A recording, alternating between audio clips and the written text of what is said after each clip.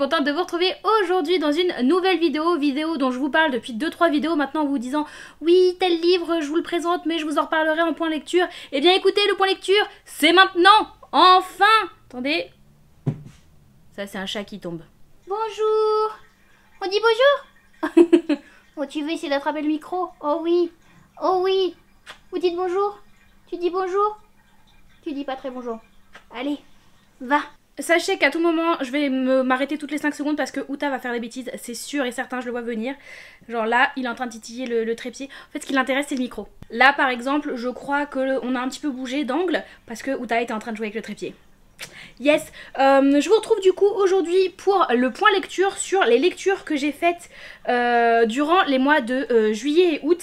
Et vraiment, il y en a beaucoup. On est sur 2 piles, d'en moyenne 10 livres par mois. Enfin du coup j'ai fait un livre, enfin une pile par livre, non, une pile par mois et on a environ 10 livres par mois si ce n'est plus, sachant que sur le mois d'août il y a eu des livres audio aussi que je ne possède pas, que j'ai écouté, donc je vous en parlerai plus brièvement. Dans tous les cas, normalement, à l'heure à laquelle sort cette vidéo, non peut-être pas, j'allais dire toutes les lectures que j'ai faites durant les mois de juillet août sont chroniquées sur Instagram, mais il me semble que il y en a une ou deux, mais dans tous les cas ça arrive dans la semaine en fait sur Instagram, les livres que je n'ai pas encore chroniqués, que j'ai lus durant le mois d'août, parce que juillet tout est passé, bref ça arrive, ne vous en faites pas. Dans tous les cas, je vais essayer d'être assez concise quand même, parce que sinon ça va faire une vidéo beaucoup trop longue. Déjà que d'habitude quand j'ai 6 livres à vous présenter ça fait 1 heure, là vous imaginez bien qu'avec quasi le triple, ça va être insupportable pour vous, pour moi, pour tout le monde, sachant qu'en vrai, je vous prends mais j'ai qu'1 heure pour filmer. Donc dans tous les cas, ça sera pas plus long qu'1 heure et je vous propose qu'on attaque tout de suite avec... Alors il me semble que celle-ci c'est la pile de juillet. Ouais, on va commencer avec la pile de juillet et en juillet j'ai lu 1, 2, 3, 4, 5, 6, 7, 8, 9 livres. Parce que pour le coup il n'y a pas eu de livre audio, enfin si, mais un livre que je possède déjà en papier, donc il n'y en a pas en plus à rajouter. 9 livres au mois de juillet et je vais les prendre au fur et à mesure.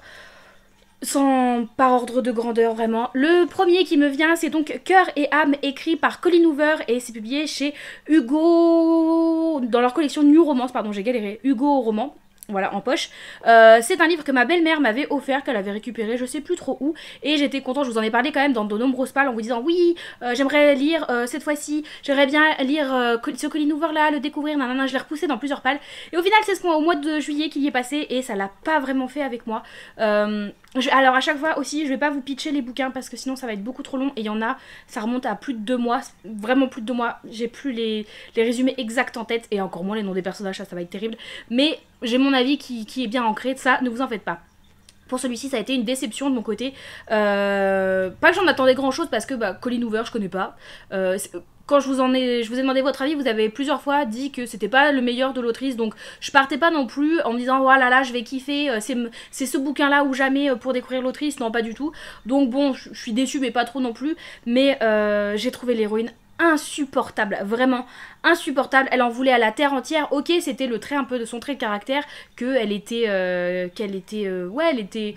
frustrée un petit peu de sa vie et l'amour elle va quand même réussir à trouver l'amour dans cette vie un petit peu qui lui en met plein la vue, mais non c'était insupportable. Les personnages ont pas été attachants, la romance elle arrive mais en 2 secondes, vraiment j'en sais on va dire page 30 ils se côtoient, page 31 ils se kiffent. Il n'y a pas aucun développement des sentiments sur le long terme, c'est vraiment on se connaît, on est en couple, il n'y a pas, bref, je trouvais que la romance tenait à rien du tout. Les 2 personnages m'ont pas plus ému que ça. Non vraiment ça n'a pas été un franc succès pour moi, donc bon voilà, j'ai testé Colleen Hoover, je suis pas sûre de retester tout de suite maintenant honnêtement pour l'autrice. Ensuite, sans transition aucune, le prochain que je prends par contre, lui a été une très très bonne lecture. Il s'agit de The Gilded Cage, écrit par Lynette Noni, publié chez Hachette Romans. Celui-ci est un service de presse. C'est le 2e tome de la trilogie de The Prison Healer. Enfin, le premier tome s'appelait The Prison Healer. Et oui, de toute façon, la saga, ils l'ont appelé The Prison Healer. Ils n'ont pas donné d'autres noms à la saga. Et c'est donc le 2e tome, et c'était trop bien! C'était trop bien, la fin du premier tome se terminait vraiment sur une fin ouverte où tu comprenais qu'il allait se passer énormément de choses dans ce tome 2. Et bien écoutez, après être allé engueuler Uta, ce tome 2 a vraiment à respecter un petit peu la promesse de la fin du tome 1, comme je vous disais, qui se terminait sur une fin ouverte où tu doutais qu'il allait se passer des choses, et effectivement, il s'en est passé des choses. On avance dans cette histoire où dans le tome 1, on était quand même vachement renfermés dans une prison, c'était un huis clos, là où maintenant nos personnages sortent de cette prison et on découvre vraiment l'amplitude de l'univers dans lequel ils évoluent. On découvre de nouveaux personnages dont on avait pour certains déjà entendu parler, d'autres qu'on ne connaissait pas, et c'était trop bien, c'était beaucoup trop bien, j'ai adoré. La fin de ce tome 2, je crois qu'elle est pire que la fin du tome 1, parce que pareil, elle appelle la suite directement, c'est insupportable. Mais bon, c'était vraiment trop bien, ça confirme mon amour pour le premier tome avec celui-ci. Après être allé une nouvelle fois engueuler Uta, parce que vraiment il est tout en connerie aujourd'hui, c'est insupportable. Donc je vous dis que j'ai qu'une heure pour tourner et en plus je fais des allers-retours incessants pour aller empêcher Uta de faire des bêtises. J'en peux plus. Bref, le prochain livre, il s'agit du 5e tome de la saga de The Mortal Instrument écrit par Cassandra Clare, publié chez Pocket Jeunesse. Je l'ai dans ma palle depuis moult années. Et c'est grâce à Dame Nachis sur Twitch qui l'avait dans sa palle que je me suis dit tiens, est-ce qu'on se ferait pas une lecture commune dessus, parce que clairement si on me donne pas un coup de pied aux fesses pour l'en sortir de ma palle, il sortira jamais, je me connais, vraiment je l'ai depuis beaucoup trop longtemps pour réussir à le sortir par moi-même, et donc grâce à elle, on se l'est lu en lecture commune, et ça a été un peu compliqué au début, je vais pas vous mentir, de rallier les wagons par rapport à ce qui se passait dans les 4 premiers tomes, parce que bah, on avait déjà une histoire qui était bien ancrée.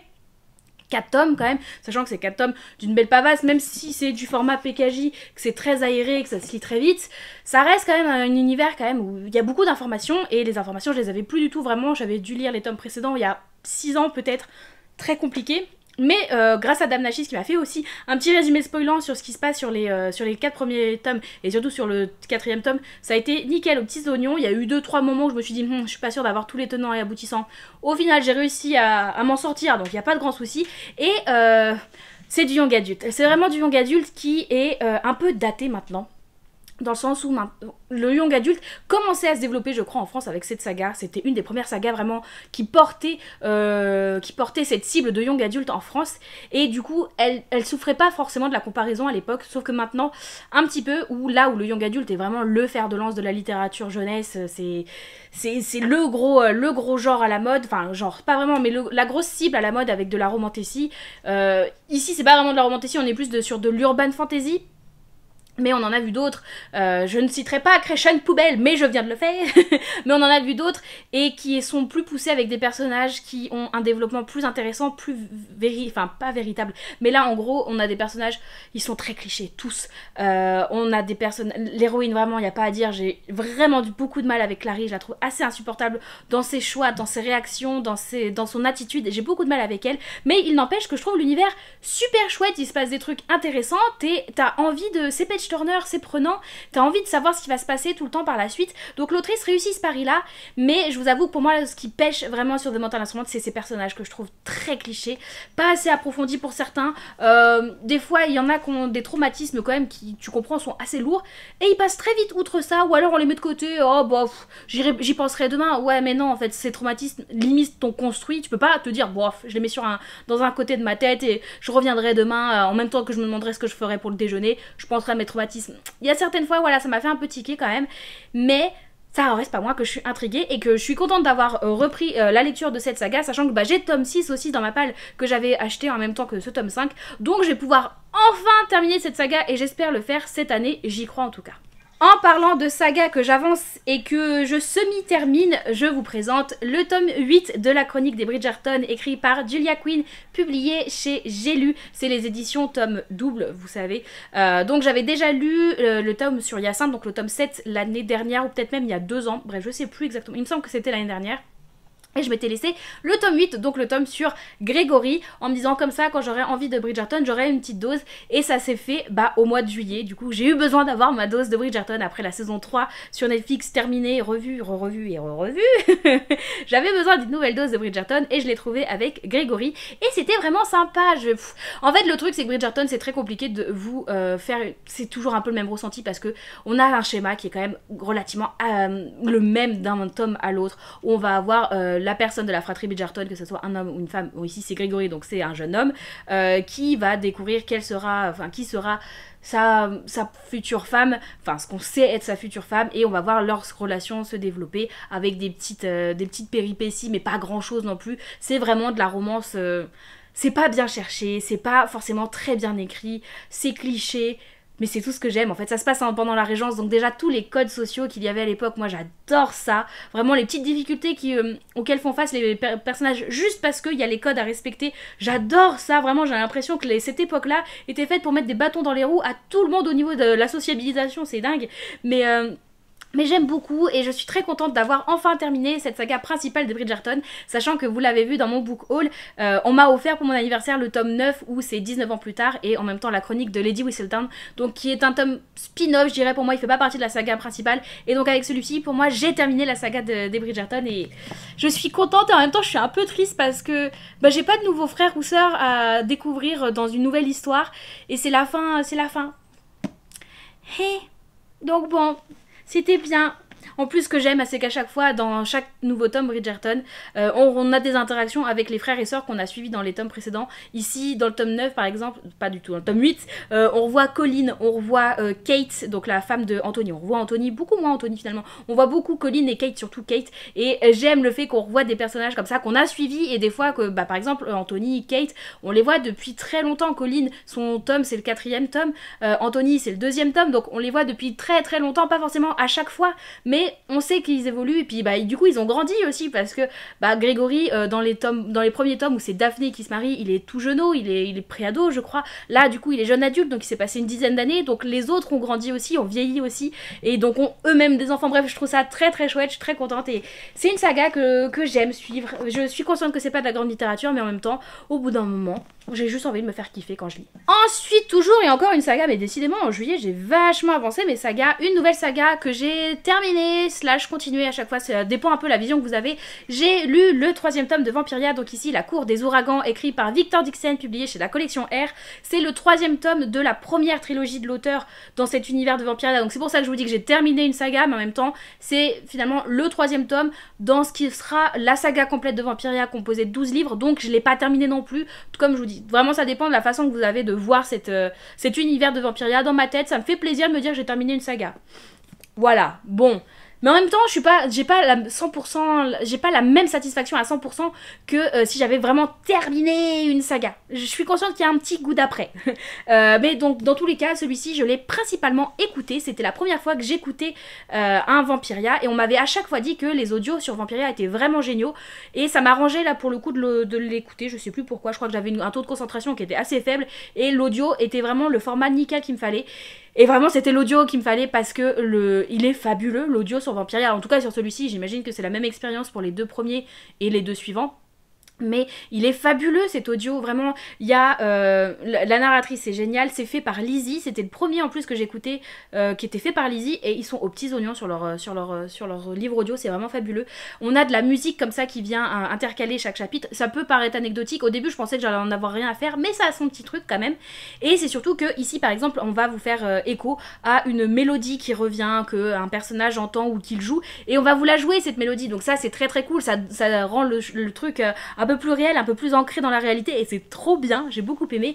Et au-delà de tout ce côté livre audio, j'ai adoré aussi l'histoire ici, là où le tome 2, donc le tome précédent, La Cour des Miracles, m'avait pas forcément entièrement convaincue. Je l'avais bien aimé parce que j'aime l'univers de Vampiria, mais en même temps l'histoire en elle-même m'avait pas forcément convaincue. Là j'ai adoré. On est aux Caraïbes du coup et on est dans un univers de pirates où notre jeune héroïne du coup va être emmenée un peu bon gré mal gré elle, dans une sorte de mariage qu'elle croit être un mariage forcé, et finalement des épreuves vont se mettre sur son chemin et elle va devoir se développer, elle va devoir trouver des entourloupes un petit peu et on va retrouver des personnages qu'on suit depuis le début, ou pas forcément mais qu'on suit en tout cas dans ce tome là, et j'ai adoré, c'était vraiment trop cool. Ça a pris une dimension aussi je trouve un petit peu plus, enfin j'allais dire un peu plus dark, mais dès le début c'est quand même, c'est pas les bisounours quoi Vampiria, il y a quand même des choses un peu sombres, mais il y a un personnage qui est un peu torturé ici, qui m'a fait un peu de peine, même s'il est ignoble ce personnage, mais il traîne des traumatismes et j'étais là, oh, quand même je t'aime bien même si tu fais des choses ignobles. Bref, c'était vraiment très chouette.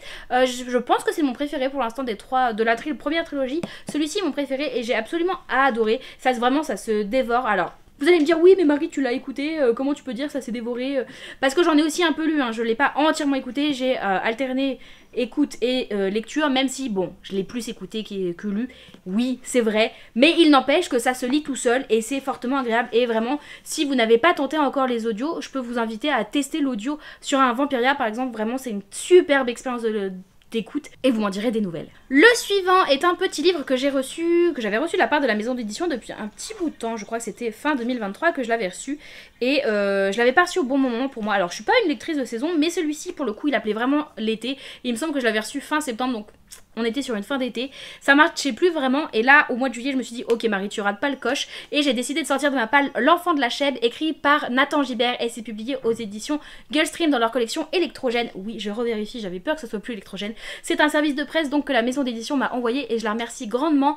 puisque c'est un livre qu'on a très peu vu passer mais qui finalement mérite à être plus connu parce qu'il est vraiment super chouette. C'est un tout petit livre, on est sur un livre qui peut être lu je pense à partir de 12-13 ans mais qui est tellement bien, qui est tellement profond et en fait pour moi il a différents stades de lecture. Quand vous avez 12-13 ans ça va être une petite quête où on va suivre un enfant à travers le désert qui va essayer de retrouver sa famille de nomades qui a disparu d'un instant à l'autre et qui donc il va essayer de retrouver, mais en même temps il y a une portée qui est tellement plus importante que ça et qu'on n'a peut-être pas quand on est plus jeune mais qu'une fois adulte on comprend totalement et c'est tellement beau. Il y a une dimension écologique qui est très prononcée puisqu'on va parler de...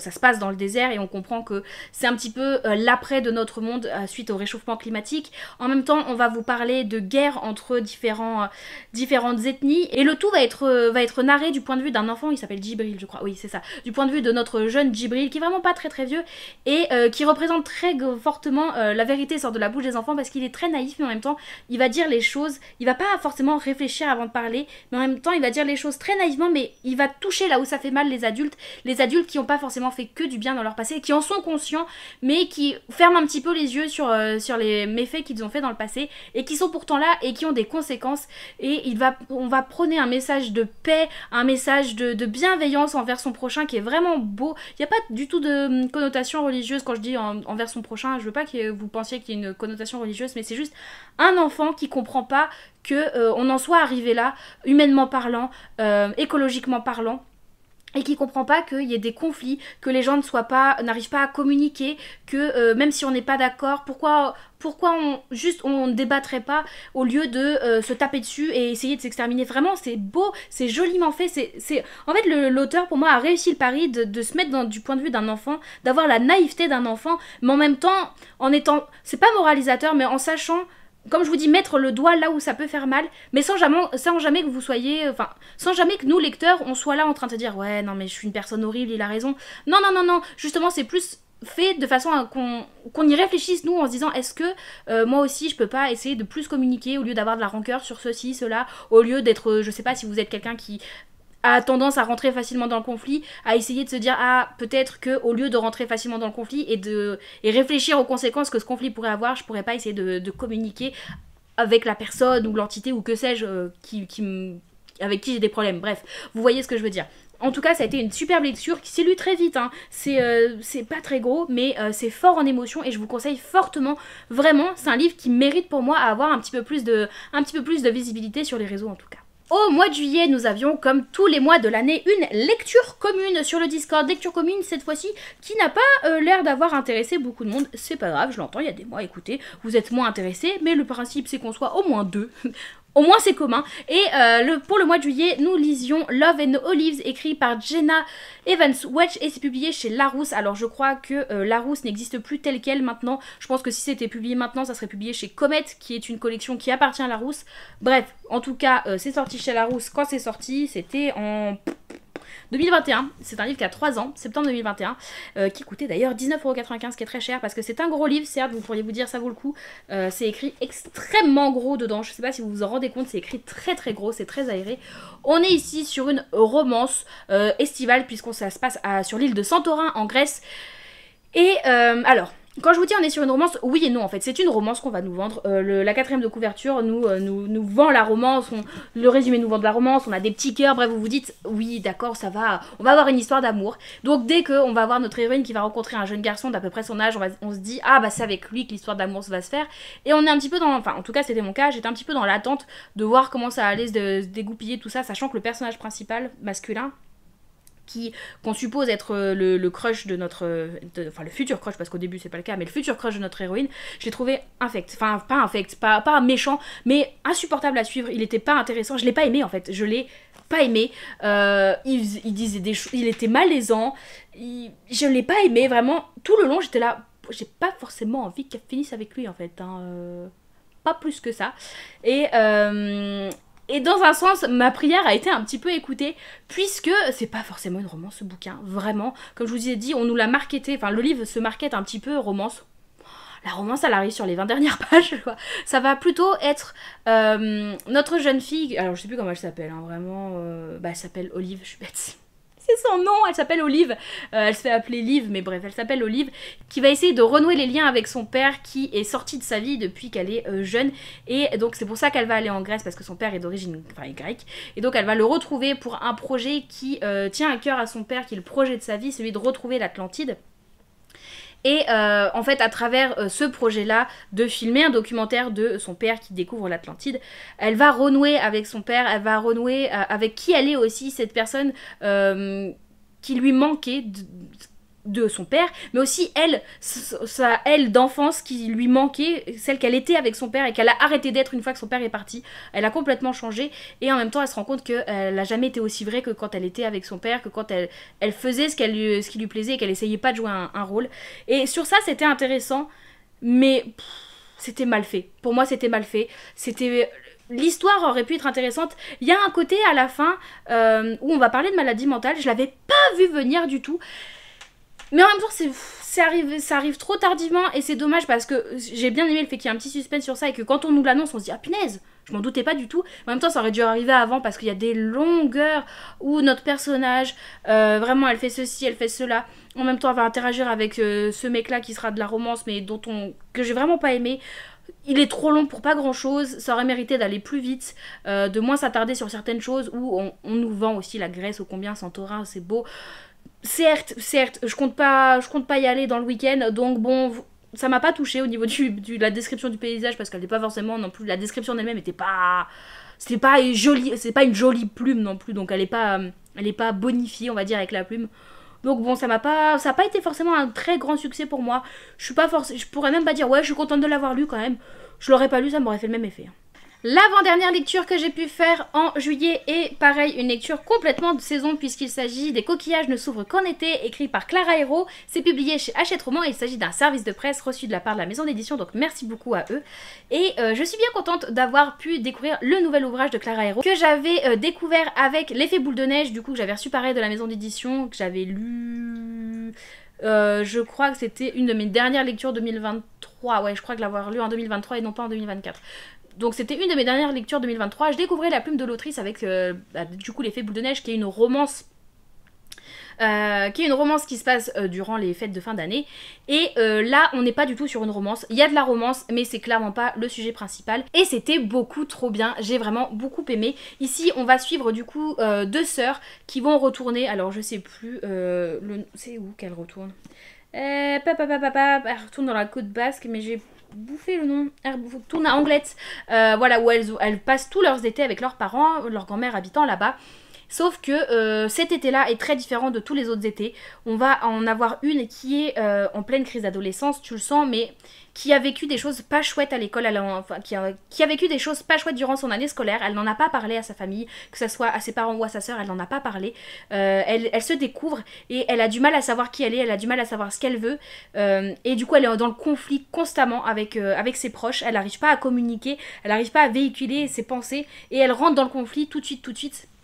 qui pourrait la rendre un petit peu désagréable, mais en même temps on la comprend parce que nous on sait ce qu'elle a vécu durant son année scolaire, on sait que ça a dû être une période difficile et pendant laquelle elle a été toute seule. Elle a été toute seule parce que du coup ses parents, bon elle leur a parlé pas, et puis on sent que les parents ne cherchaient pas trop à savoir plus que ça, le père est totalement absent, vraiment il s'éclipse totalement, et la mère est toujours en train de comparer du coup notre jeune Léna, je crois que c'est Léna hein. Ouais c'est ça, Léna, donc celle qui est dans le conflit, compare toujours la plus jeune Léna avec sa sœur aînée Phoebe, qui est d'après leur mère l'enfant parfaite. Elle est en première année de droit, elle a fini sa première année de droit à la fac, elle a des superbes notes, elle est pas majeure de promo mais elle est dans le top 10 je crois de sa promo, bref elle a des super résultats scolaires, c'est vraiment la fille idéale à entendre sa mère, sauf que Phoebe elle a aussi vécu une année scolaire très compliquée et elle souffre d'anxiété scolaire en fait. Son année a été très dure, elle a pas du tout aimé, elle se plaît pas du tout en droit, c'est pas du tout ce qu'elle voulait faire, mais elle l'a fait pour faire plaisir à sa mère. On sent que sa mère est en fait une femme qui aurait voulu faire droit mais qui a été frustrée de pas avoir pu le faire, je crois parce qu'elle est tombée enceinte justement.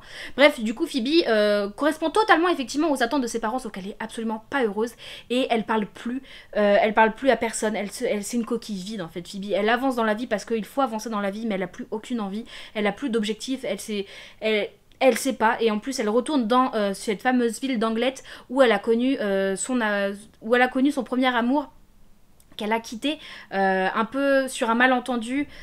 Et aussi parce qu'elle a manqué de courage pour lui avouer ce qu'elle voulait dans la vie et pour s'avouer elle-même ce qu'elle voulait dans la vie. Donc elle retourne comme ça dans la ville d'Anglet où elle se renferme, elle se renferme vraiment sur elle-même, mais aussi elle se renferme dans leur maison où elle ne sort pas, elle ne voit plus ses amis. Donc on va avoir ces deux jeunes filles dont on va alterner les points de vue dans l'histoire, qui vont évoluer l'une après l'autre, sur vraiment en même temps, mais pas à la même vitesse, pas de la même façon. Et Clara Hero a une justesse pour moi à décrire des personnages, à les faire vibrer, à les faire vivre. Les dialogues sont tellement vrais, c'est des dialogues qui sont véridiques, qu'on pourrait entendre, que nos proches, que nos amis pourraient dire. Il y a des fois, on sent que les personnages, quand ils parlent, tu sens que c'est de l'écrit, que c'est un roman, et c'est des dialogues que tu pourrais jamais voir dans la vie de tous les jours. Là, c'est le cas. Là, c'est des personnages, tu dis oui, les gens s'expriment vraiment comme ça. Je comprends quand tel personnage dit ça, je comprends ce qu'il essaye de véhiculer, même s'il le dit pas de la bonne façon, avec les bons mots, bref, vraiment les dialogues, les personnages sont vraiment la grosse force pour moi de l'autrice, et j'ai adoré encore une fois les découvrir avec Les coquillages ne s'ouvrent qu'en été, et ça me conforte encore plus dans l'idée que je compte lire Nos plus belles années, qui est le premier ouvrage de l'autrice que j'ai acquéri mais que je n'ai pas encore lu. Vraiment j'ai très envie de le découvrir en attendant le prochain ouvrage qu'elle pourra nous proposer. Pour l'instant on n'a pas de titre, on n'a pas de date de sortie, je sais pas si elle est déjà en train de travailler sur un prochain manuscrit, je n'en sais rien, mais en tout cas en attendant je compte bien lire Nos plus belles années, parce que encore une fois elle a confirmé l'essai pour moi avec Les coquillages ne s'ouvrent qu'en été, qui était une superbe lecture. Le dernier pour le mois de juillet, nous avons fait la moitié du boulot, on en est à peu près une demi-heure de tournage, c'est ce que je voulais, on est pas mal, je vais essayer de mettre les bouchées doubles pour la suite parce qu'il y en aura plus au mois d'août. Le dernier, il s'agit du Fairy Loot du mois, donc c'était The Temptation of Magic, c'est écrit par Megan Scott dans cette sublime édition, c'est le fameux livre que j'ai reçu à l'envers de Fairy Loot, et c'était vraiment très très chouette. On est ici sur un livre de Dark Academia pour moi, de Dark Academia avec des personnages qui ont des pouvoirs et en même temps une héroïne qui va essayer de les cacher, puisque alors je sais plus comment on appelle ça, je sais plus comment ils sont appelés, ils ont des super pouvoirs vraiment, supernaturaux, blablabla, je sais plus comment ils sont appelés, bref, des Empyreals, les Empyreals, je sais pas comment, bref, des Empyreals je vais dire, parce qu'on est la sauce à la française visiblement. Si elle se fait découvrir, elle sera obligée d'intégrer, comme tous ses semblables, une sorte d'ordre, sauf que l'ordre, une fois que vous l'intégrez, vous êtes à son service, vous n'avez plus de libre arbitre, on vous impose quand même pas mal ce que vous devez faire, et elle n'a pas envie de ça. Donc sa famille et elle cachent leur pouvoir et essayent d'évoluer parmi les mortels, on va dire,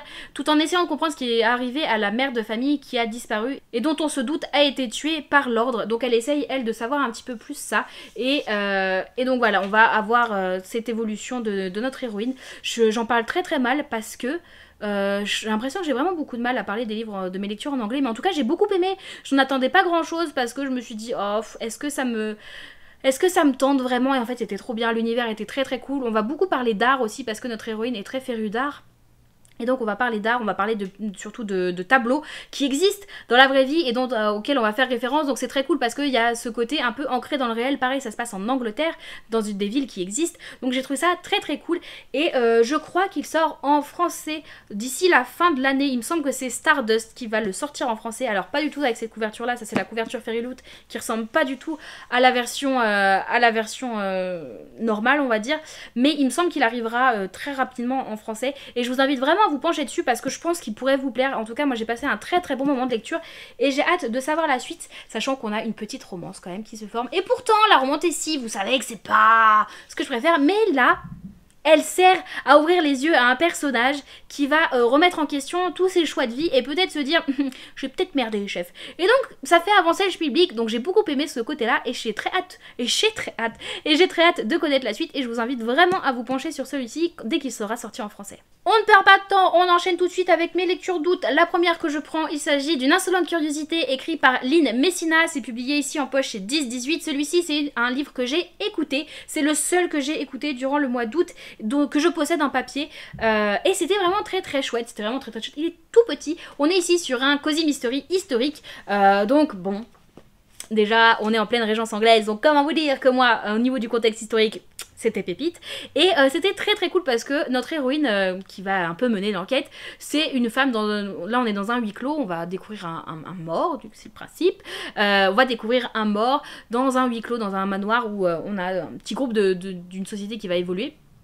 Et notre héroïne, elle est considérée comme étant terne. C'est vraiment l'adjectif qui est utilisé. Elle est terne, elle n'est pas intéressante, c'est une vieille fille, en plus elle a jamais trouvé à se marier, bref elle est pas intéressante et pourtant on va la suivre elle et on comprend qu'elle est loin d'être bête et qu'en même temps elle a du culot, même si des fois elle a un petit peu peur de ce qui pourrait lui arriver parce qu'on n'oublie pas que l'objectif c'est de découvrir un assassin, donc elle tremble un peu des fesses par moment, mais elle a vachement de culot et elle est très drôle, elle a du mordant et j'ai beaucoup aimé suivre notre héroïne qui va en plus pour enquêter évoluer avec un autre personnage qui va se retrouver mêlé très rapidement dans l'histoire et avec qui tout le long du livre, on ne sait pas si elle peut lui faire confiance, si elle peut pas lui faire confiance. Donc en même temps, elle prend les informations qu'il peut lui donner, mais en même temps, elle se dit est-ce qu'elles sont vraies, est-ce qu'elles ne sont pas vraies. Même nous, lecteurs, on se dit je ne sais pas s'il est de bon fond ou pas. Bref, j'ai beaucoup aimé et c'est donc le premier tome d'une saga. Je suis très curieuse de découvrir les autres tomes, sachant que je vous rappelle que la phrase d'accroche, on nous disait entre Jane Austen et la Chronique des Bridgerton, une enquête haute en couleur, au temps de la Régence anglaise. C'était ça qui m'avait intéressée et ça confirme effectivement au niveau de la lecture, c'était vraiment très très cool. Le prochain, je vais passer très rapidement, c'est le troisième tome d'une saga. J'ai l'impression de vous parler d'un tome j'ai l'impression de vous avoir parlé des deux premiers tomes très récemment, donc je vais passer très rapidement dessus. Il s'agit du troisième tome de Demigods Academy, écrit par Elisa S. Amor et Kira Legend, publié chez Hachette Roman. Il s'agit d'un service de presse, merci beaucoup à eux. Et voilà, c'était le troisième tome. Je vous en ai parlé au moment du book haul. En fait, j'ai pas grand chose de plus à vous en dire que c'est le troisième tome, on avance. Ici, cependant, si la grosse chose à dire, c'est que là où les deux premiers tomes étaient assez jeunesse, honnêtement, celui-ci, on monte pour moi au niveau de la cible de lecteur. On a des scènes de fesses, on a des scènes explicites, et ça nous les dit en arrière, en quatrième de couverture, on nous dit bien ce roman pour jeunes adultes contient des scènes explicites, donc il le cible en jeune adulte, là où les deux premiers pour moi ne l'étaient pas. Ici, ça le devient, en tout cas, ça c'est clair. Et alors c'est un tournant qui peut plaire ou ne pas plaire. De mon côté, c'est ni que ça m'a plu ni que ça m'a déplu, mais ouais, ça m'a pas... Ok, je le prends, on me le propose comme ça, je le prends comme ça, il n'y a pas de souci. Les scènes de fesses, il y en a une qui arrive très tôt, il me semble qu'il y en a deux dans le roman, il y en a une qui arrive très tôt. Mais en vrai, elles sont rapides, donc au pire, vous passez une ou deux pages et c'est fini, quoi. Elles sont pas nécessaires à l'histoire, les scènes de fesses, très clairement, c'est ça que... C'est ça, à chaque fois que je reproche cependant, c'est pourquoi nous mettre des scènes de fesses si elles servent pas l'histoire. Si j'ai envie de lire du cul, je prends un harlequin, quoi. Ouf. Bon, bref, ça c'est quelque chose qui me dépasse, mais bon, c'est un autre débat. Quoi qu'il en soit, j'ai beaucoup aimé ici avancer dans notre histoire et ça prend un autre tournant quand même. C'était déjà pas mal la merde dans le second tome, mais on était encore dans de la découverte d'univers. Là on découvre de moins en moins, mais on essaie pas mal d'avancer dans les intrigues et dans les différents complots auxquels font face nos jeunes académiciens. Si ça marche, on est dans une académie. Nos jeunes académiciens et ça avance. On a des petits ascenseurs émotionnels, même si on se doute de l'issue à chaque fois de ce que ça va donner, mais perso j'aime bien et j'ai déjà hâte du coup de découvrir le tome 4 pour avancer dans cette saga. Le prochain je vais vraiment passer très rapidement dessus parce que j'ai pas grand chose à vous en dire. Il s'agit d'un roman graphique que j'ai reçu de la part d'Hachette Roman, donc c'est Pixels of You, écrit et illustré par Anant Hirsch et Yuko Ota. J'ai pas forcément extrêmement accroché à celui-ci, pareil je vous en ai parlé en book haul donc je vais pas passer trop de temps dessus. Pour le coup lui c'est sûr, j'ai pas grand chose de plus à vous en dire. J'ai beaucoup aimé les dessins, j'ai beaucoup aimé les couleurs, mais je n'ai pas forcément accroché à l'histoire que j'ai trouvée trop superficielle, ne rentrant pas assez dans le vif du sujet, là où pour moi ça aurait mérité de vraiment d'être traité plus en profondeur, surtout un sujet où on nous parle de l'intelligence artificielle, de l'ampleur que peut prendre l'intelligence artificielle. En même temps, on utilise cette fameuse intelligence artificielle, ça fait 3 fois que je le dis en très peu de temps, bref, on l'utilise pour montrer et mettre en exergue la discrimination, le racisme, ce qui est super intéressant. J'ai trouvé ça super intéressant de prendre ce côté futuriste pour montrer quelque chose auquel on fait face tous les jours. Enfin, on fait face. J'ai la chance d'être blanche, donc finalement j'ai beaucoup de chance par rapport à ça, mais auquel malheureusement encore énormément de gens font face au quotidien. Et donc ce twist était super intéressant, mais pas exploité. Vraiment, comment voulez-vous en un graphique qui soit aussi petit de l'exploiter? Vraiment, c'est trop dommage. Ouais, c'est dommage. Mais bon, c'est un coup raté, un coup dans l'eau, et c'est pas grave. Mais j'aurais, limite, faites-nous un roman de ça, parce qu'il y a vraiment un sujet à développer là-dessus, et avec une belle plume en plus, ça pourrait être vraiment un très très bon roman, d'utiliser ce côté futuriste pour démontrer de la discrimination, du racisme, de la difficulté que font preuve auxquelles font face des minorités au quotidien. Vraiment, ça aurait été super chouette. Ça n'a pas été le cas, bien dommage. Pour le suivant, je vais passer rapidement aussi, puisque c'est le 3e tome de The Prison Healer, cette fois-ci que j'ai lu durant le mois d'août. Donc vraiment j'ai enchaîné, vous voyez, 2e tome au mois de juillet, 3e tome au mois d'août. Je vous avais dit que j'allais potentiellement enchaîner les 2 tomes. Je les ai pas enchaînés, mais pas loin. Et ça a été si bien. Alors je pense que mon tome préféré est le tome 2. Parce qu'il se passe quand même beaucoup de choses dans le tome 2. Mais le tome 3, finalement celui que j'ai le moins aimé, c'est le tome 1. Parce qu'il est très introductif, enfin, même s'il se passe beaucoup de choses, mais il est encore très introductif et on se rend pas compte de l'ampleur de l'univers pensé par l'autrice. Et ici, c'est le cas, il se passe beaucoup de choses. Là où on peut se dire, ah là là, c'est bon, ça va être la fin, nos problèmes sont réglés. Il y a encore un petit truc qui vient se rajouter sur le feu. Tu dis, eh putain, c'est jamais fini, mais mon cœur, tu peux le laisser tranquille. Bref, c'était vraiment très très très chouette. J'ai toujours aimé suivre ces personnages. Vraiment, vous prenez ce que j'ai aimé dans le tome 2 et c'est rebelote ici. Vraiment, l'autrice est dans la même veine. Cette saga est vraiment super pépite. Je vous la conseille grandement. Si vous ne savez pas encore, oui, non mais j'en ai entendu beaucoup de bien, mais est-ce que c'est pas trop de hype? J'étais un petit peu frileuse aussi au début, hein, je vais pas vous mentir. Je voyais tout le monde absolument adorer. Je me suis dit, ouais bon, est-ce qu'il surjoue pas un peu le truc? Bah non, j'ai adoré aussi, je m'attendais pas à ça, sachant qu'en plus à chaque fois, enfin l'autrice est grande amie il me semble avec Sarah J Maas, et pour l'instant vu la relation que j'ai avec Sarah J Maas, je me suis dit ah punaise, si elles écrivent un peu dans le même genre, peut-être moi ça va pas le faire.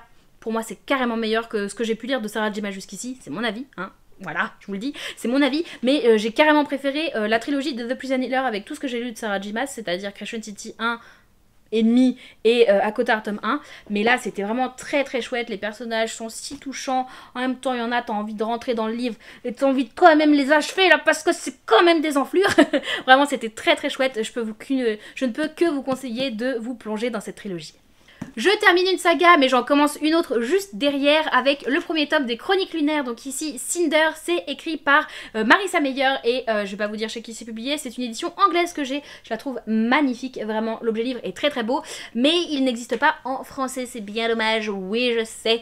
Sachant qu'en plus les couvertures françaises, je les trouve vraiment pas folles. Enfin c'est les mêmes couvertures, je crois que les premières versions VO, pardon, mais... ouais, j'aime beaucoup cette collection là et bien écoutez, j'étais en train de me dire qu'est-ce que c'était déjà mon avis lecture dessus, mais si, en fait, déjà je suis rentrée dans les Chroniques Lunaires sans absolument savoir de quoi ça parlait, j'avais aucune idée de l'histoire, dans ma tête c'était juste ok, c'est une réécriture légèrement futuriste de différents contes et ici de Cendrillon, enfin. Voilà, c'est tout ce que je savais, j'avais même oublié que l'héroïne était cyborg, puisque on le devine avec la couverture, elle a une main, oula j'ai mué en même temps, elle a une main et une jambe, pas trop à elle, mais en fait c'était si bien, c'était si bien. Donc ouais, on est carrément dans un univers futuriste ici, avec une réécriture de Cendrillon, certes, mais avec un univers qui est tellement dense. Le tome 1 est quand même pas mal introductif, mais en même temps ça ne m'a absolument pas gênée, puisque on sait que c'est une saga qui est quand même en pas mal de tomes. Elle est en... Alors le coffret que j'ai, c'est 4 tomes principaux plus 2 nouvelles. Mais donc voilà, ça fait quand même un petit univers.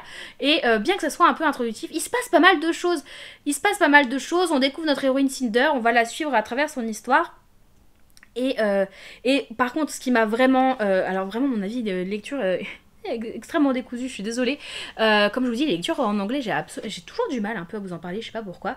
Mais je m'attendais à ce que ça soit très young adulte. Un peu dans au niveau du ressenti, un peu dans la même veine que les Mortal Instruments. Pas du tout. Pour moi, c'est beaucoup plus mature ici. C'est beaucoup plus plaisant, on va dire. À lire une fois adulte, il y aura moins de personnages clichés. Il y aura moins de moments où on se dira, oh là là, on sent que c'est un ado qui réagit. Pas du tout. Là, je sais plus quel âge elle est censée avoir, hein, Cinder. Elle a 16 ans pourtant. On nous le dit dans le résumé. Elle a 16 ans. Mais elle est très mature, on sent qu'elle a eu des difficultés, elle a fait face à des difficultés dans la vie qui l'ont fait mûrir. Et en même temps, on est dans un univers pas chouette où on a une pandémie qui tue la moitié de la population, avec une menace un petit peu d'un peuple extraterrestre avec qui on est en semi-bon rapport, même si on sait que c'est tendax un petit peu entre les relations. Bref, c'était vraiment très très cool. Et... on découvre, un moment, on voit un personnage et je me demande si c'est pas une héroïne d'un... alors, je sais pas où vous les voyez. Ils sont là. Ils sont juste là. Je me demande si c'est pas une héroïne d'un des tomes suivants. Une seule façon de le savoir, de lire la suite. En tout cas, je suis très contente d'avoir commencé cette saga. Et je suis agréablement surprise justement de cette lecture pour laquelle j'avais un petit peu peur de me dire oh, ça se trouve, ça va être trop jeunesse pour moi si je vais pas accrocher. J'ai archi accroché et j'ai déjà très très hâte de la continuer.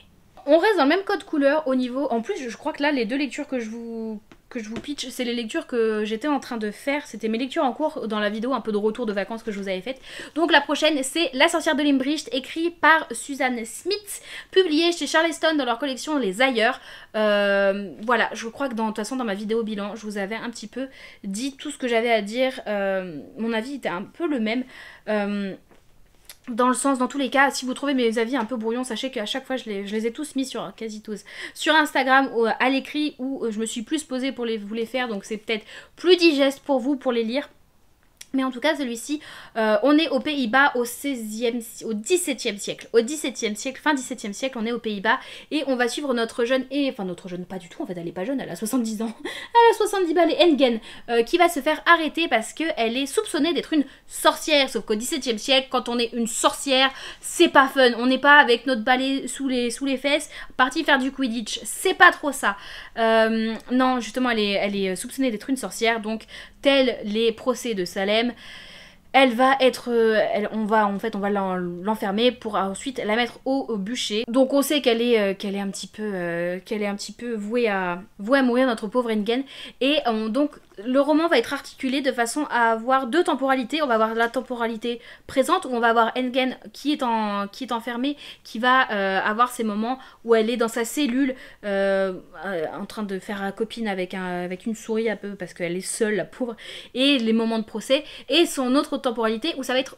On va revivre en fait la vie d'Engen pour comprendre qu'est-ce qui a fait qu'elle en soit arrivée là, pour comprendre pourquoi les gens l'ont soupçonnée d'être une sorcière alors bah, évidemment elle n'en est pas une. Qu'est-ce qui s'est passé, pourquoi les gens ont de la rancœur envers elle suffisamment pour dire que c'est une sorcière. Et j'ai beaucoup aimé cette double temporalité, c'était assez intéressant. Bien mené, même si des fois c'était pas forcément très clair, il n'y avait rien qui visuellement marquait ce qu'étaient les flashbacks du temps présent. Donc il y avait des fois je me disais alors attends, là on nous décrit quoi, on est où, on est comment, elle est vieille ou elle est jeune, je sais plus. Donc il y avait des fois il me fallait 2-3 lignes pour me dire ah ok, on est à ce moment là. C'est un peu dommage, ça aurait peut-être mérité d'être marqué je pense visuellement pour pas avoir ces petits moments de flou. Aussi on va avoir une scène de torture puisque, et je trouve ça bien qu'on l'ait parce que c'est quelque chose où on avait un peu l'impression que les sorcières, en tout cas aux Pays-Bas ça avait l'air d'être le cas parce que l'autrice s'est pas mal renseignée hein, sur la condition des sorcières à l'époque, enfin des sorcières de l'époque aux Pays-Bas. Et je sais pas si à Salem ou dans les autres procès qu'il y a eu ailleurs en Europe c'était le cas, mais ici il y avait de la torture pour essayer de les faire avouer qu'elles étaient sorcières, pour les faire avouer qu'elles avaient fait ceci, qu'elles avaient fait cela. Et Engen, elle va du coup vivre cette torture et elle va jamais avouer jusqu'au bout, elle va tenir, elle ne dira rien parce qu'elle a ses valeurs et qu'elle sait qu'elle a rien fait quoi de toute façon, puisqu'elle a rien fait. Mais bref, c'était une bonne lecture, c'est pas la lecture de ma vie, c'est pas forcément le livre que je vous recommanderais absolument. Dans le même genre, vraiment assez similaire, j'ai préféré lire Un bûcher sous la neige, que j'ai trouvé plus intéressant dans le sens où on va avoir d'autres personnages qui vont, surtout un autre personnage qui va évoluer autour de notre héroïne Korag, là où on a que Engen. Et Un bûcher sous la neige a pour moi aussi l'avantage d'avoir une plus belle plume et de belles descriptions de paysages et d'environnement, là où c'est pas le cas, c'est plutôt factuel hein, finalement. Donc c'était bien, mais c'est pas la lecture de l'année. J'avance plus vite, j'avance plus vite, j'avance plus vite. Le prochain a été un absolu coup de cœur, j'ai adoré. J'ai terminé à 3h30 en pleurs ce bouquin, impossible à lâcher. Mon cœur en miettes, je demande réparation à l'autrice, je vous le dis tout de suite. Il s'agit de La Duchesse de Buckingham, écrite par Shannon Malka et publié aux éditions Hurlevent. On est ici durant la Régence anglaise, on est à la cour de Victoria, où on va voir notre jeune héroïne, je ne sais plus, Helena, qui, suite à une chronique qu'elle a fait dans un journal de... Elle est duchesse. Non, les filles de comte, donc elle est future comtesse. Enfin non, les filles de comte, elle sera jamais comtesse en fait. Elle est fille de comte dans une province anglaise et elle va faire une chronique dans un journal local pour dénoncer un petit peu la pauvreté et le fait que le gouvernement et la royauté ne fassent rien pour aider les pauvres. Et sauf que la chronique va remonter aux oreilles de Victoria. Victoria, ça va pas lui plaire. Donc elle va demander à notre jeune Helena de rejoindre sa cour pour la voir sous l'œil, en lui faisant miroiter que oui, si vous me rejoignez très cher, je vous aiderai à, par exemple, à faire construire un orphelinat pour éviter d'avoir des jeunes dans la rue, des jeunes pauvres. Donc Helena, elle y voit que du feu, et puis de toute façon, elle a pas trop le choix. Si c'est Victoria qui vous demande de venir, bah vous venez, hein, que vous le vouliez ou non. Et donc elle y va et elle va être pleine d'espoir, sauf qu'elle va se rendre compte que à la cour rien ne se passe comme elle l'espérait et que Victoria, bon, elle en a finalement pas grand chose à faire des orphelins. Donc on va avoir notre Helena qui arrive toute naïve avec plein d'espoir dans cette cour, un peu dans la cage au lion, et on va découvrir d'autres complots, d'autres problèmes, et c'était tellement bien. Il y a une romance évidemment, enfin évidemment non, en fait c'était pas évident, mais je vous le dis, il y a une romance. Mais en fait pour moi c'est une tragédie. Ce livre est une tragédie, mais dans le sens un peu classique du terme. Par exemple quand on va parler de tragédie au théâtre, bah c'était un peu ça. Pour moi ce livre est une tragédie. C'est un livre que je sais pas, je me vois le voir au cinéma, je me vois le voir sur des planches de théâtre. C'était tellement bien, j'ai pleuré tout ce que je pouvais. Cette fin, elle est douce amère, cette fin, vraiment. Elle est absolument douce amère parce que on est satisfait sur certains points, mais en même temps, il y a d'autres points où tu peux pas oublier ce qui s'est passé pour qu'on en arrive là. Tu te dis, punaise, ça aurait pu se passer autrement, mais... C'était trop bien, c'était trop bien. J'en attendais beaucoup de ce livre et je ne suis absolument pas déçue, donc c'était un pari un peu risqué hein, d'arriver dans cette lecture avec beaucoup d'attentes. Et ça les a surpassés, vraiment, c'était trop bien. Je crois avoir un autre livre de l'autrice. Oui, j'ai Prisonnière de l'hiver russe qui est de la même autrice, pareil chez les éditions Hurlevent.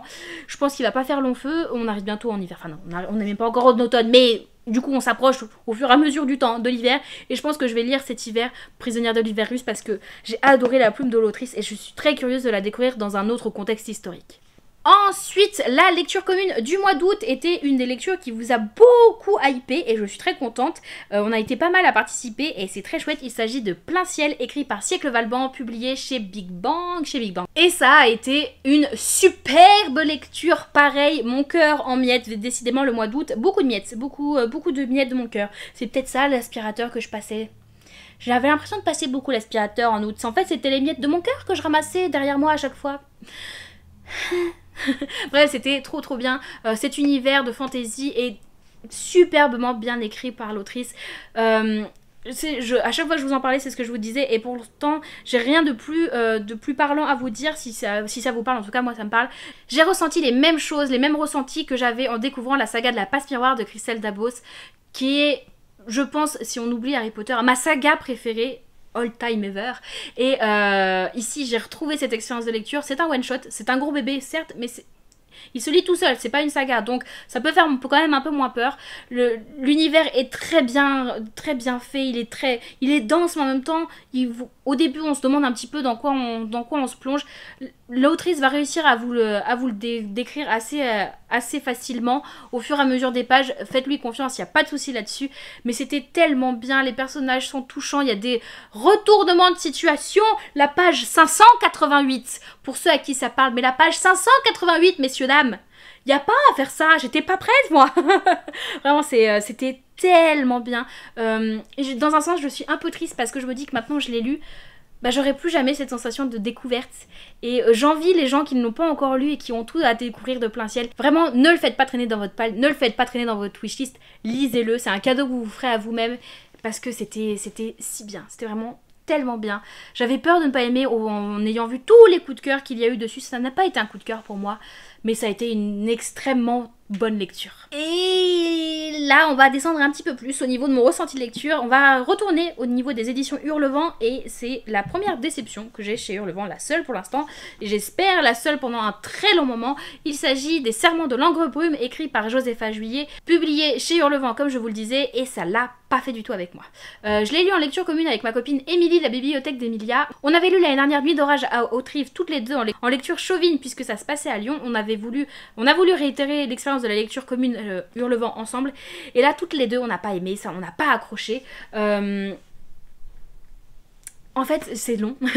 En fait, c'est long. On va suivre 3 points de vue ici.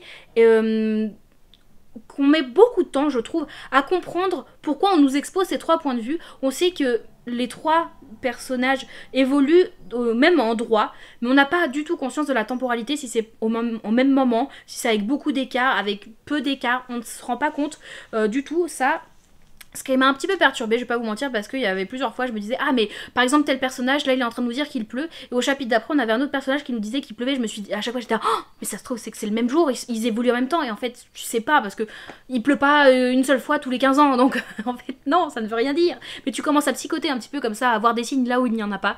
Bref, ça m'a un petit peu perturbée, je vais pas vous mentir, et c'était long.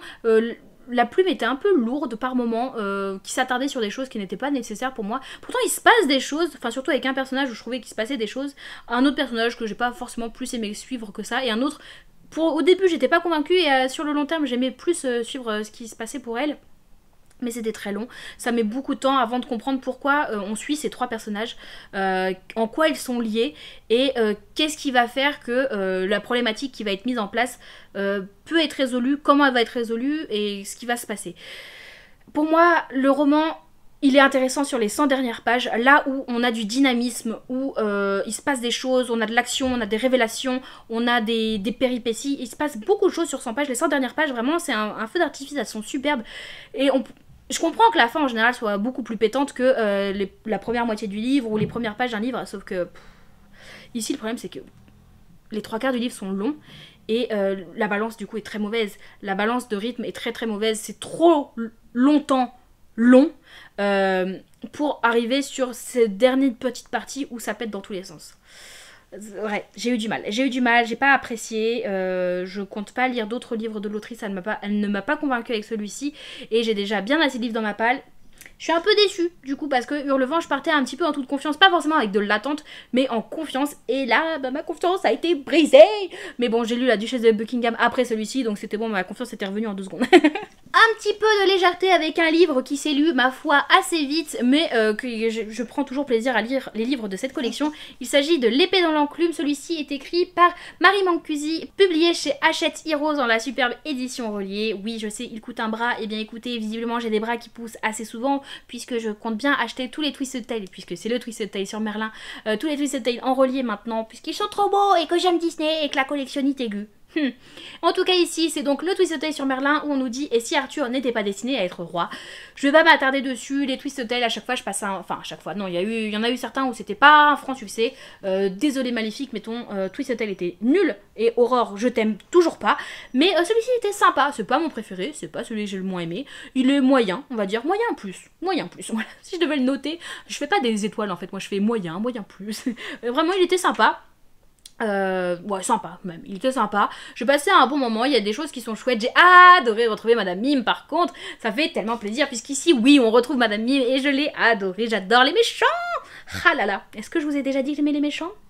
Il se peut que d'autant plus, très rapidement, je vous le dise encore plus. Wink, wink.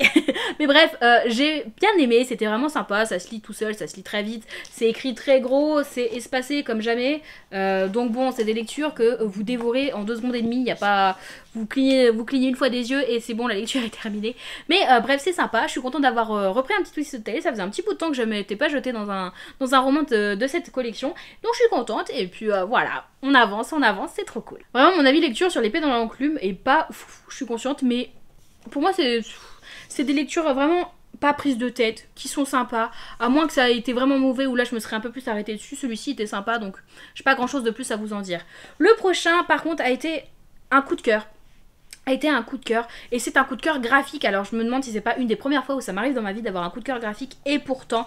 Ne jamais couler, qu'est-ce que c'était bien. C'est écrit et illustré par Marie de Brouwer et Lucie Macaroni. C'est publié chez Le Duc dans leur collection du coup graphique. C'est un cadeau que ma meilleure amie m'avait fait pour Noël, me semble-t-il. Je ne suis plus sûre. Bref, c'est elle qui m'avait fait. Et oh là là, elle pouvait pas tomber plus juste. C'est un livre qui va traiter de grossophobie. Enfin, pas de grossophobie, mais en fait, on va suivre Marie. Donc, elle s'appelle Marie, donc c'est encore plus facile de m'identifier à elle. Mais Marie, donc notre autrice... On va suivre sa vie durant laquelle elle a toujours dû faire face à du fait qu'elle soit grosse. Alors, on la suit depuis toute jeune, où elle était déjà un bon bébé, et elle n'a jamais réussi à perdre les kilos qu'elle a toujours eu en plus. Et on va suivre aussi son évolution de son approche au corps, où au début elle en avait rien à faire, puis après elle a commencé à avoir conscience que bah oui, elle était plus grosse que les autres, à avoir du mal à ça, à être omnubilée sur le fait qu'il fallait qu'elle perde du poids pour rentrer dans les cases, puis ensuite se rendre compte qu'elle n'y arrive pas, liée à la culpabilité, enfin bref, on va passer par toute la ribambelle de sentiments auxquels je pense quasiment toutes les personnes grosses, en tout cas qui l'ont été depuis leur plus jeune âge, qui ont vécu leur puberté, leur adolescence et même leur début de vie adulte au moins, en étant gros, ont connu. En tout cas, ça a été mon cas. Ça a été vraiment un roman qui a beaucoup résonné en moi. J'ai toujours été grosse, voilà. Donc j'ai vécu la vie qu'elle a vécue par rapport à mon corps, j'entends, où il y a des planches qui sont tellement dures, il y a des planches qui sont très très dures, mais en même temps c'est si drôle, ce qui fait qu'on balance tout de suite, là où on va avoir une planche qui va être dure, qui va dire des choses difficiles, qui peuvent être trigger warning pour certaines, hein, sachez-le, mais juste après on va avoir une planche où ça va être drôle, donc au final on n'a pas le temps de se dire punaise c'est dur, j'ai du mal. Tout de suite on va rebondir et ça va repartir, et je trouve ça très très bien. Je pense surtout en fait à chaque fois à cette double page là où on va voir sur la page de gauche du coup Marie qui dit qu'elle aimerait perdre du poids mais qu'elle n'y arrive pas, et du coup elle est frustrée parce qu'elle fait des régimes mais elle n'arrive pas à s'y tenir, et on comprend qu'elle ne fait que penser à la nourriture, qu'elle grignote pour combler cette frustration, et que du coup c'est encore pire qu'avant. Et cette phrase là, le j'ai honte, qu'est-ce que j'ai honte, elle est dure mais elle est si vraie, et ensuite on va avoir cette sorte de démon qui va venir dans la nuit, ce petit diable qui va lui dire, qui va lui reprocher, en fait on sait que c'est notre voix intérieure, qui va lui dire alors comme ça tu t'es encore goinfré, c'est pas bien, et c'est ce démon qui va finir par lui dire, tu vas être énorme toute ta vie Marie. Et c'est des choses c'est des pensées auxquelles moi-même c'est des pensées que j'ai encore, hein, on va pas se mentir, qui sont dures, et c'est là qu'on se rend compte qu'on est dur envers nous-mêmes, parce que là elle le représente sous une forme de démon, et effectivement c'est des pensées qui sont quasi démoniaques, mais c'est des pensées qu'on a nous-mêmes envers notre corps, qui sont dures, qui nous foutent une pression, et qui rendent l'aspect et la relation qu'on a avec notre corps si difficile. Mais en même temps, comme je vous dis, juste après on va avoir des planches qui sont si drôles, donc vraiment c'est un roman graphique qui mérite d'être découvert, que vous ayez eu à faire face à des problèmes de poids dans votre vie ou pas. Pour moi il est important à lire pour comprendre à quoi font face les personnes qui ont des soucis de poids. Que ça soit là, ici on est sur une héroïne qui est grosse, mais je pense que malheureusement, même si vous êtes en sous-poids, c'est pas forcément les mêmes remarques que vous allez vous prendre dans la vue, mais c'est un même problème que vous avez vis-à-vis de votre corps, donc il peut être intéressant aussi à lire. En tout cas, je remercie ma meilleure amie de me l'avoir offert parce que je l'ai absolument adoré. Je compte bien lui filer pour qu'elle le lise. J'aimerais qu'Axel du coup le lise aussi pour comprendre ce certaines pensées ou certaines choses que je peux lui dire que peut-être j'exprime pas bien et que là de voir en image illustrée pourrait l'aider. Bref, pour moi il est important à lire, je vous encourage vraiment à le découvrir. Il se lit très très vite mais pourtant il est lourd en portée et ouais, c'était tellement bien. Ensuite, je vais passer très rapidement sur les 3 autres livres audio que j'ai fait durant le mois d'août et que je ne possède pas puisque du fait de ne pas les posséder, de ne pas avoir de support visuel, ça va être très compliqué pour moi de remettre un petit peu les points. J'ai tout d'abord écouté... Donc en fait non, il y en a que 2 parce qu'il y en a un, je l'ai terminé en septembre, je vous en parlerai en septembre, ça sera plus simple pour moi. Donc les 2 autres, qu'est-ce que j'ai lu? J'ai lu La chanteuse de bal, enfin j'ai écouté La chanteuse de bal de Julien Rampin, publié chez Charleston. Voilà, je l'avais sous le coude en audio, donc je me suis dit, bah écoute Marie, c'est le moment ou pas de le découvrir. Et il était dans ma wishlist à la base papier, donc je l'ai enlevé vu que je l'ai écouté. Et c'était beaucoup trop bien. On est dans une petite bourgade de France où tout le monde se connaît, tout le monde a sa routine bien ancrée. Et une jeune diva va venir pour acheter une demeure qui vient de se libérer suite au décès de la personne du propriétaire. Et elle va acheter cette demeure et remuer en même temps tout ce village qui était très ancré dans son quotidien. Et on va remuer un petit peu des problèmes du passé, des fantômes du passé, tout en redynamisant tout ça avec... Vraiment, il était très complet, très fort. Il y avait LGBTQIA+, je vous le dis. LGBTQIA+, on va un petit peu secouer les préjugés. On va avoir cette confrontation d'anciennes générations avec la nouvelle génération. Les codes comme ça qui se perdent un petit peu d'une génération à l'autre. Et... des secrets un petit peu enfouis, des secrets comme ça de village qui sont enfouis, qui vont refaire surface. Bref, c'était très très cool. C'est... on retrouve un petit peu cette notion que j'adore de huis clos à ciel ouvert où tout va se passer dans un tout petit village avec finalement pas tant de personnages que ça mais qui ont beaucoup de secrets à nous dévoiler, beaucoup de choses sur lesquelles travailler, sur lesquelles évoluer et c'était vraiment très très bien, une très belle plume et j'ai hâte de lire un autre livre de l'auteur parce que vraiment j'ai beaucoup aimé sa plume qui m'a bien émue, vraiment ça m'a émue. Sans transition, bonsoir, je vous reprends, on est le lendemain, ça me fait très bizarre de vous prendre ici pour une vidéo face cam on va dire, mais en fait j'ai pas eu le temps de terminer la vidéo hier parce que j'avais un live Twitch qui commençait, j'étais un petit peu à la bourre, j'ai un peu rushé hier et j'ai pas eu le temps de terminer, il me restait un livre à vous présenter en plus, vraiment on était sur le bout du bout. Il me restait un livre à vous présenter et je voulais vous parler de 1000 garçons pour un baiser que... 1000 garçons pour un baiser, 1000 baisers pour un garçon. J'ai un doute. Et heureusement, je suis sur l'ordinateur. Le livre de Tilly Cole, c'est quoi le titre? Une grande question dans ma vie. Déjà, j'ai eu du mal à me souvenir du titre du spin-off. Et finalement, je me souviens plus du titre du spin-off que du titre du livre basique. Décidément. Il baisait pour un garçon, ce qui a plus de sens en fait au niveau de l'histoire. Que j'ai aussi entièrement écouté sur... je l'ai écouté où celui-ci? Je crois que je l'ai écouté sur BookBeat. Je me semble qu'il me restait des heures sur BookBeat. Du coup, je l'ai écouté sur BookBeat. Et je partais un petit peu à la découverte. Je crois que je vous en ai parlé dans le book haul quand je vous présente 1000 morceaux de cœur brisé. Mais du coup, celui-ci, je partais un petit peu en me disant ouais, bon, il me reste des heures. Faut que j'ai des heures d'écoute dispo. Je vais les utiliser pour ça. Il est là, écoutez, je vais le prendre. Et au final... c'était tellement bien, j'ai tellement aimé, vraiment j'ai aimé, il s'est dévoré, je crois que je l'ai lu en 2 jours, donc vraiment il s'est dévoré. C'est une romance encore où on a de nouveau le trope un petit peu de maladie avec voilà, une romance qui va se développer en 2 temps, en premier temps avec un amour de jeunesse vraiment où ils sont ados et la vie va séparer nos deux amoureux.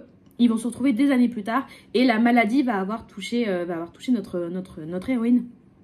Et ça va être eux du coup qui vont avancer avec cette connaissance là en sachant qu'ils ont une épée de Damoclès au-dessus de la tête. Donc en fait c'est un livre, on sait, vraiment ça spoil pas ce que je vous dis parce que on le sait, la 4e de couverture vous le dit, on le sait que ça c'est mal barré. Mais vous avez beau savoir, ça n'empêche que ça va vous toucher tellement fort et ça va pas louper pour moi, sachant que bah comme je vous dis on sait ça, mais il y a des choses qu'on ne sait pas et c'est ça qui va le plus en mode mais fallait prévenir en fait qu'il allait se passer ça.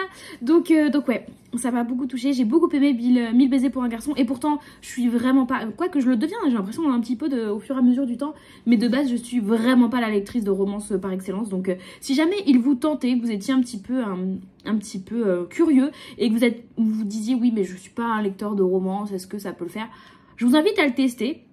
Il est disponible en audio, vous pouvez le trouver aussi en occasion, vous pouvez l'emprunter en médiathèque. Bref, si vous n'êtes pas sûr d'avoir envie de mettre votre argent dedans, ce que je comprends totalement, vous pouvez le trouver de 1001 façons, très peu cher ou gratuitement si vous avez un abonnement par exemple en médiathèque, en bibliothèque gratos. Je vous invite à le découvrir parce que vraiment, il était bien. J'ai trouvé ça vraiment chouette. J'ai passé un très bon moment de lecture, donc je suis très contente de l'avoir découvert. Et mon cœur par contre ne dit pas merci à mon ami qui me l'a suggéré. Voilà, parce que je me souviens, j'avais un cœur avant. Sur ce, voilà, c'était vraiment ce petit rush pour terminer cette énorme update lecture, où du coup je vous reprends vraiment, là je vais commencer le montage de l'update lecture, je vous reprends un habit de lumière, tout ça. J'espère que cette vidéo vous a plu, n'hésitez pas à me dire en commentaire ce que vous en avez pensé. Est-ce que ce côté un petit peu plus à la bonne franquette, enfin en tout cas moi c'est comme ça que je le ressens par rapport aux vidéos que je faisais avant, est-ce que ça vous plaît? Est-ce que vous aimez les vidéos plus cadrées, plus droit dans l'axe, je sais pas comment dire, mais là, je me sens plus spontanée, plus naturelle et ça me fait du bien aussi. Je reprends plaisir à vraiment partager mon amour de la lecture, mes ressentis de lecture et ça me fait un bien fou. J'espère que vous le ressentez, j'espère que ça vous plaît. N'hésitez pas à me dire tout ça en commentaire et si vous avez envie de commenter mais que vous êtes un petit peu timide, vous n'osez pas faire tout un paragraphe sur l'histoire de votre vie en commentaire, ce que j'entends totalement, n'hésitez pas à me mettre dans ce cas-là en emoji, écoutez, des cœurs. On finit sur 1000 baisers pour un garçon, sur une romance, écoutez, mettez des cœurs... idéalement rose, mais pardon je tape mon bureau donc vous bougez, mais idéalement rose, mais de n'importe quelle couleur. Si vous aimez la couleur orange, mettez-moi des cœurs orange, il n'y a pas de problème, je m'adapte, je prends l'amour de toutes les couleurs, il n'y a pas de problème. Sur ce, je vous remercie beaucoup d'avoir regardé cette vidéo. En attendant une prochaine, vous pouvez me retrouver de façon quasi quotidienne, que ce soit sur Twitch, Instagram ou Discord, dont les liens sont dans la barre d'infos comme d'habitude, donc n'hésitez pas à nous y rejoindre, c'est avec grand plaisir à chaque fois qu'on discute, sachant que d'autant plus assez rapidement ça sera encore mieux de pouvoir papoter, discuter, partager tous ensemble. Vous verrez dans la vidéo de dimanche, beaucoup savent déjà ce qu'il en est. Et pour les autres, eh bien écoutez, j'espère que vous serez au taquet dimanche à 8 h. Parce que c'est une grosse annonce quand même. Enfin, en tout cas pour moi, c'est ma grosse annonce de l'année. Et sur ce, je vous remercie à tous. Je vous souhaite à tous de très très belles lectures et à une toute prochaine. Bye bye.